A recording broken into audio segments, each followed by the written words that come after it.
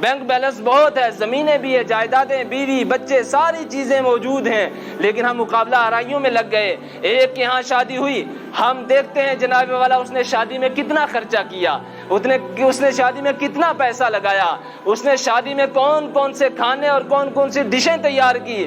اسی طریقے سے ہم دیکھتے ہیں جب ہمارے ہاں شادی ہوگی ہم اس کا مقابلہ کریں گے، ہم اس سے اچھا کھانا تیار کروائیں گے، ہم اس سے اچھی ڈشیں تیار کروائیں گے، ہم جناب والا اس پر سبقت دے جائیں گے، ہم اس سے آگے بڑھیں گے۔ اسی طریقے سے کسی نے مکان بنایا، اگر کسی نے 2 کروڑ روپے اپنے مکان پہ خرچ کیے ہیں، ہم کوشش کریں گے ہمارے مکان پر 3 کروڑ لگنا چاہیے۔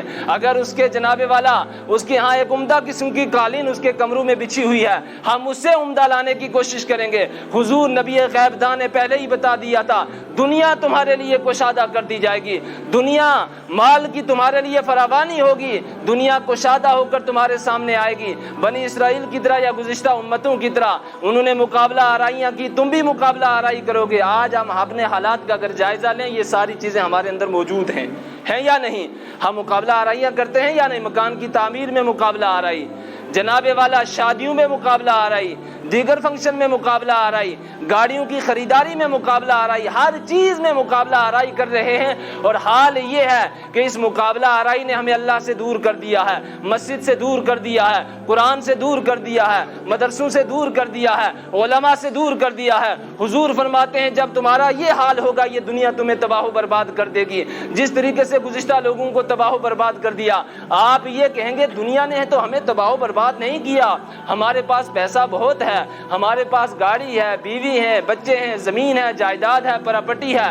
میں آپ کو بتا دینا چاہتا ہوں ہلاکتیں 2 طرح کی ہوتی ہیں، ایک ہلاکت ظاہری اور حسی ہوتی ہے، ایک ہلاکت جو ہے حقیقی اور معنوی ہوتی ہے۔ حقیقی ہلاکت یہ ہے کہ انسان اللہ سے دور ہو جائے، مسجد سے دور ہو جائے، اور جناب والا قرآن سے دور ہو جائے، علماء سے دور ہو جائے۔ جب آپ مسجد سے دور ہو جائیں گے، قرآن سے دور ہو جائیں گے تو آپ کا دل مردہ ہوتا چلا جائے گا۔ دنیا میں بظاہر پیسہ ہوگا، لیکن جب آپ میدان محشر میں پہنچیں گے وہاں نامہ اعمال دیکھیں گے، وہاں نامہ اعمال میں اعمال کا ذخیرہ بہت کم نظر آئے گا۔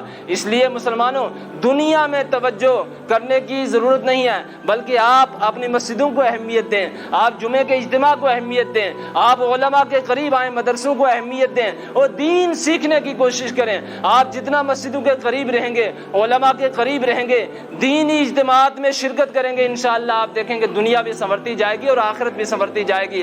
آج جناب والا اگر ہمارے پاس بینک بیلنس ہے، ہمارے پاس پیسہ، جائیداد، پراپرٹی، ساری چیزیں ہیں، لیکن ہم اگر مسجدوں سے دور ہیں، قرآن پاک سے دور ہیں، اللہ سے دور ہیں، مدرسوں سے دور ہیں، قرآن پڑھنا نہیں جانتے، اس کا مطلب ہم ہلاک ہو چکے ہیں، تباہ و برباد ہو چکے ہیں۔ تباہی اور بربادی اور ہلاکت ہمارے یہی ہے کہ ہم اللہ سے دور ہو گئے ہیں۔ مسلمانوں مسجدوں سے ایک آدمی دور ہو جائے وہ اپنے آپ کو کامیاب سمجھے، وہ کبھی کامیاب نہیں ہو سکتا ہے۔ اس لیے ہمیں اپنے اعمال کا جائزہ لینے کی ضرورت ہے، اپنے نفس کا محاسبہ کرنے کی ضرورت ہے۔ اللہ کے پیارے رسول صلی اللہ تعالی علیہ وسلم نے ارشاد فرمایا حاسبوا قبل ان تحاسبوا، اے لوگوں اپنا محاسبہ کرو اس سے پہلے کہ تمہارا محاسبہ کیا جائے۔ محشر کا میدان ہوگا، وہاں پر ہمارا محاسبہ ہوگا، زندگی بھر کا جو کیا کرا ہے وہ سب ہمارے سامنے ہوگا۔ اللہ تبارک و تعالیٰ کے سامنے ہمیں زندگی بھر کا حساب دینا ہے۔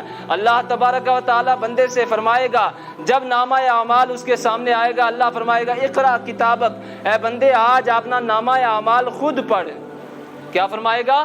اپنا نامہ اعمال خود پڑھ، اپنا نوشتہ حیات خود پڑھ، اپنی کتاب زندگی خود پڑھ۔ کفا بنفسک الیوم علیک حسیبا، آج اپنا حساب لینے کے لیے تو ہی کافی ہے۔ اور حال یہ ہوگا، اللہ فرماتا ہے الیوم نختم علی افواہہم وتکلمنا ایدیہم وتشہد ارجلہم بما کانوا یکسبون، اللہ فرماتا ہے آج ان کے منہوں پر مہر لگ جائے گی، تالا لگ جائے گا، ان کے ہاتھ بولیں گے، ان کے پاؤں گواہی دیں گے کہ انہوں نے کون کون سے کام کیے ہیں۔ محشر کے میدان کی ہلاکی سے آپ ڈریں، اس منظر سے ڈریں کہ پوری زندگی کا حساب آپ اللہ کے سامنے دیں گے۔ اور بندہ جب اپنا نامہ اعمال دیکھے گا، اپنا نامہ اعمال دیکھنے کے بعد میں بندہ تعجب میں پڑ جائے گا اور تعجب کے انداز میں کہے گا ما لی ھذا الکتاب لا یغادر صغیرۃ ولا کبیرۃ الا احصاھا، کہ میرے اس نامہ اعمال کو کیا ہو گیا ہے کہ اس نے زندگی کی نہ چھوٹی غلطی کو چھوڑا ہے، نہ بڑی غلطی کو چھوڑا ہے، نہ چھوٹے گناہ کو چھوڑا ہے، نہ بڑے گناہ کو چھوڑا ہے، نہ چھوٹے جرم جرم کو چھوڑا ہے نہ بڑے جرم کو چھوڑا ہے.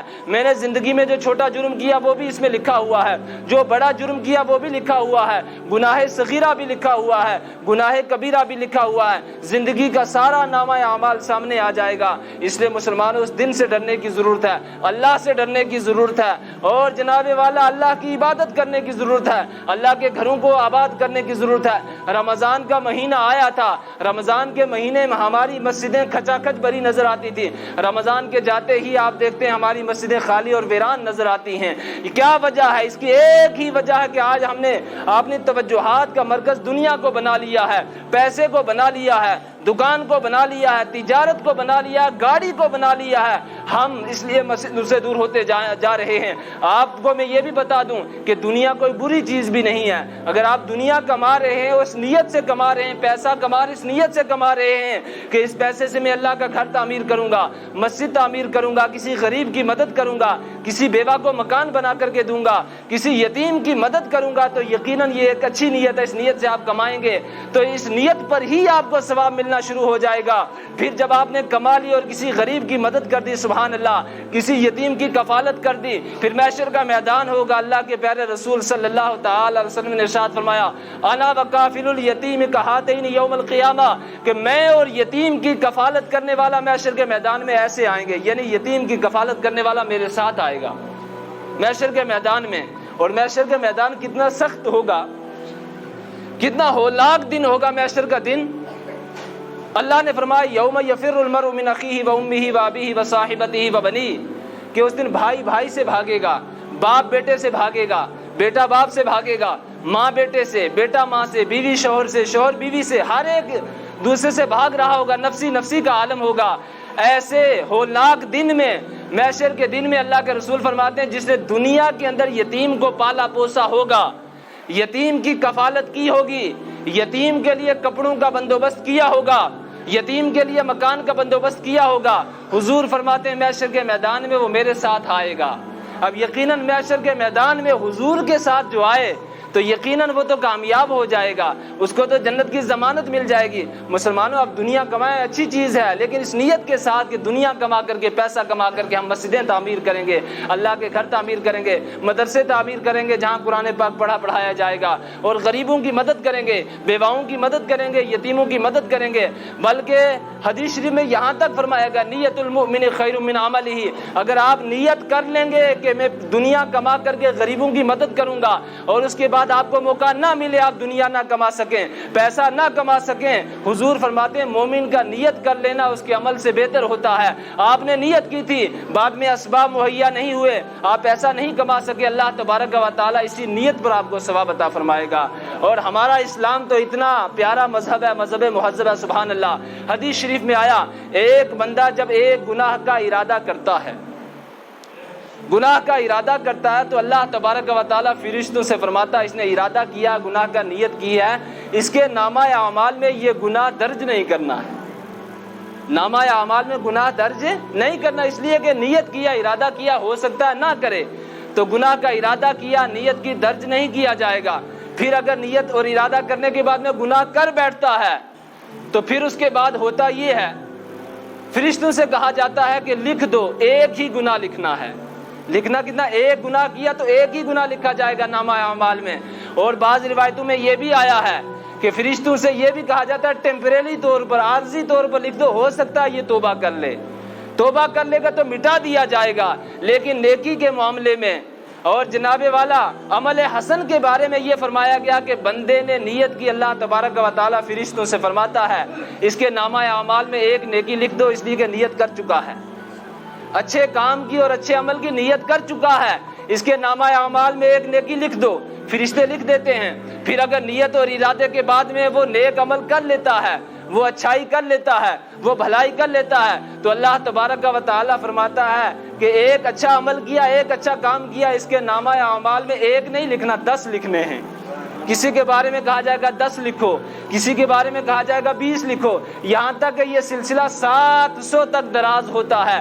کسی کے نامہ اعمال میں 700 لکھے جائیں گے. اب یہ تو بندے کے اخلاص پر ڈیپینڈ کرتا ہے, بندے کا اخلاص جیسا ہوگا, نیکی کرنے کے بعد میں, بھلائی کرنے کے بعد میں, عمل حسن کرنے کے بعد میں اس کے نامہ اعمال میں ویسا ہی ثواب درج کیا جاتا رہے گا. لیکن اتنا تو یاد رکھیں کہ ایک بندہ مومن جس نے اچھا کام کیا, نیک عمل کیا, اس کے ادنا درجات کا جو ادنا درجات ہیں وہ کم از کم 10 ہیں, یعنی کم از کم 10 تو لکھے ہی جائیں گے. اس لیے مسلمانوں, آپ نیک کام کا ارادہ کریں, آپ بھلائی کا ارادہ کریں, آپ کسی کی مدد کرنے کا ارادہ کریں, تو ارادے پر آپ کو ایک نیکی کا ثواب مل جائے گا. اور جب آپ اس کی مدد کر بیٹھیں گے تو آپ کسی کو 10 کا ملے گا, کسی کو 10 سے زیادہ کرتے کرتے 700 تک مل سکتا ہے. ہمارا اسلام, ہمارا مذہب مہذب جو اسلام ہے, اس کے اندر جناب والا اتنی خوبیاں ہیں, اتنی جناب والا باریکیاں ہیں, اور اتنی خوبصورتی کے ساتھ بندہ جب کوئی عمل کرتا ہے اس کو ثواب دینے کا جو سلسلہ اللہ تبارک و تعالیٰ کتنا کریم ہے. وہ بندوں کو بخشنا چاہتا ہے, وہ بندوں کے نامہ اعمال میں ثواب درج کرنا چاہتا ہے, لیکن بندہ خود ہے کہ نیک کام کرنا نہیں چاہتا ہے. ڈاکٹر اقبال نے اللہ تبارک و تعالیٰ کی طرف سے ترجمانی کرتے ہوئے ایک موقع پر کہا تھا, ہم تو مائل با کرم ہیں, کوئی سائل ہی نہیں, راہ دکھلائیں کسے راہ روے منزل ہی نہیں. یعنی گویا کہ اللہ فرما رہا ہے, ہم کرم کرنا چاہتے ہیں, ہم بخشنا چاہتے ہیں, ہم ثواب دینا چاہتے ہیں, ہم نیکی دینا چاہتے ہیں, لیکن مسئلہ کیا, ہم تو مائل با کرم ہیں, کوئی سائل ہی نہیں, کوئی مانگنے والا ہی نہیں ہے. راہ دکھلائیں کسے راہ روے منزل ہی نہیں, کس کو راستہ دکھائیں, راستہ کوئی چلنا ہی نہیں چاہتا ہے. یہ جمعے کا اجتماع ہماری بخشش کا ایک ذریعہ ہے, نیکیوں کے ذخیرے کا ایک ذریعہ ہے, لیکن ہم اس اجتماع میں بڑی سستی اور غفلت کے ساتھ آتے ہیں, بڑی کوتاہی کرتے ہیں. لاسٹ میں آ کر کے جناب والا خطبے کا انتظار رہتا ہے, کب مؤذن مسجد کے دروازے پر کھڑا ہو, وہ اذان کہے اور امام صاحب ممبر پہ بیٹھے, آپ مسجد میں جائیں گے. آپ کو پتہ ہے حدیث شریف میں آیا ہے کہ جب امام ممبر پہ بیٹھ جاتا ہے, فرشتوں کو حکم ہوتا ہے آپ رجسٹر بند کر دو. آپ جناب والا ان کا رجسٹر بند ہو جاتا ہے, جتنے لوگ آ چکے ہیں ان سب کا نام لکھا جا چکا ہے. اب امام خطبہ دینے والا ہے, اب امام کا خطبہ دینے کے لیے فرشتوں کو